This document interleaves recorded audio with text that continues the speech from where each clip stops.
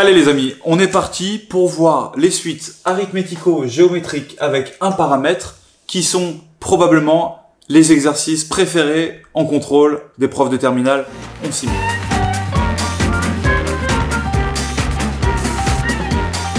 Ce qu'on a vu dans la vidéo juste avant, c'est apprendre à gérer une suite arithmético-géométrique, c'est-à-dire une suite qui n'est pas un plus 1 égale 0,75 un, c'est-à-dire qui n'est pas géométrique, et une suite qui n'est pas arithmétique, c'est-à-dire un plus 1 est égal à un plus c.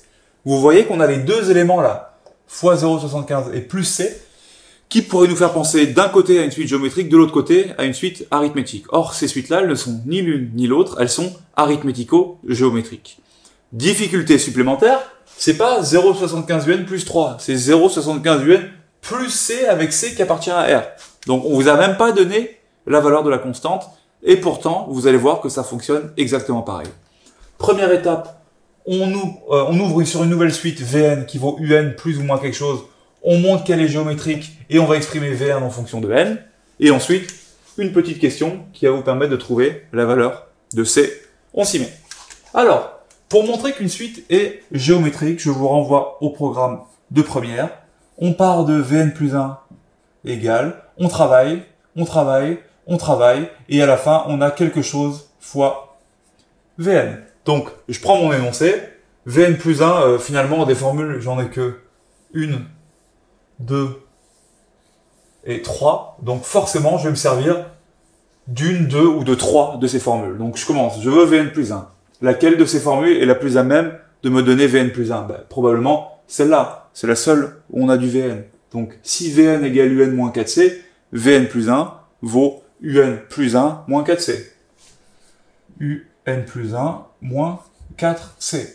Je retourne à mon énoncé. Qu'est-ce que j'ai comme autre possibilité ? Tiens, un plus 1 égale 0,75 un plus c. Donc je vais remplacer ce bout-là par 0,75 un plus c moins 4c.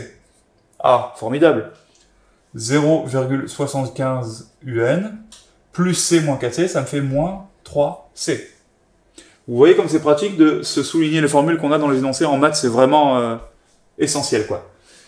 Ensuite, la technique, c'est toujours la même, c'est celle que vous avez vue en première, c'est celle qu'on a vue dans la vidéo avant et qu'on va revoir là. C'est que vous voulez qu'à la fin, Vn plus 1 soit quelque chose fois Vn. Donc en fait, vous voulez arriver à quelque chose fois un moins 4c. Or vous avez un moins 3c fois 0,75. Donc ce qu'on va faire, c'est qu'on va factoriser par 0,75 pour être sûr que ce qu'on va avoir, c'est 0,75 facteur de un moins quelque chose. Donc, comment est-ce qu'on fait pour factoriser par 0,75 ? Sachant qu'il n'y a pas de 0,75, ça c'est une technique que vous avez vue dans les limites, c'est une technique que vous avez vue en première, qu'on va revoir ici. Moi, je veux factoriser par 0,75, je ne me prends pas la tête. Je le mets mon 0,75. J'ai le droit de faire ça ou pas ? Non, j'ai pas le droit de multiplier par 0,75, sauf si, derrière, je divise aussi par 0,75. Auquel cas, c'est comme si j'avais rien fait. Donc, je me retrouve avec 0,75, facteur de un moins 3c sur 0,75. Donc, un moins 3c sur 0,75. Et là, je vous le donne dans le mille. 3 sur 0,75, ça fait en fait 4. Donc, j'ai bien un moins 4c avec 0,75. Et un moins 4c, c'est Vn. Donc, je me retrouve avec 0,75 Vn. Formidable. Je suis parti de Vn plus 1, je suis arrivé à 0,75 Vn. Donc, Vn est une suite géométrique. Et du coup, j'ai le droit d'écrire que Vn, c'est V0 fois la raison, donc 0,75 à la puissance n. Sauf que V0, je sais que V0, c'est U0 moins 4C. U0, il vaut 1, donc V0, c'est 1 moins 4C fois 0,75 puissance n. Formidable. J'ai exprimé Vn en fonction de n. Deuxième question. En déduire la valeur de C pour que la limite de un soit égale à 100. Donc là, si j'avais été sympa, j'aurais rajouté une question au milieu qui aurait été exprimer un en fonction de n. Pourquoi ? Maintenant que vous avez Vn en fonction de n, vous avez cette formule-là qui vous dit que Vn c'est Un moins 4c. Mais si je passe mon 4c de l'autre côté, je sais que Un, ça fait Vn plus 4c. Sauf que Vn, je viens de calculer en fonction de n. C'est 1 moins 4c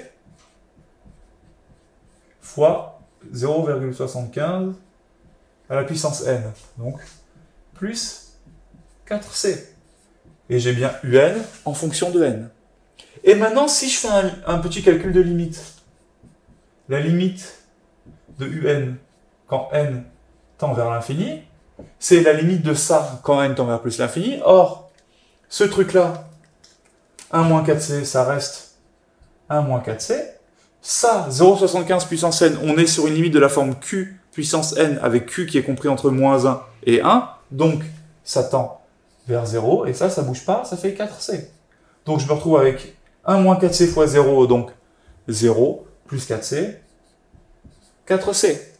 Or, moi, je veux que cette limite, elle vaille 100. Donc, c, il vaut, je passe mon 4 de l'autre côté, 100 sur 4 égale 25. J'encadre et c'est terminé. La difficulté de cet exercice, au même titre que quand on l'a fait de manière simple, c'est-à-dire où vous n'aviez pas un C mais vous aviez un nombre, elle est double. Premièrement, d'arriver à faire cette factorisation.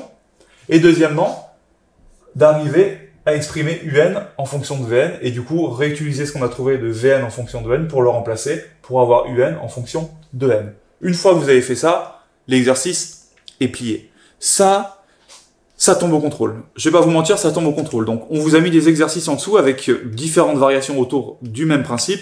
Entraînez-vous jusqu'à ce que vous en réussissiez au moins un parfaitement. Et ça sera 5 ou 6 points gagnés sur le contrôle. Je suis sérieux, vous êtes les meilleurs, à vous de jouer.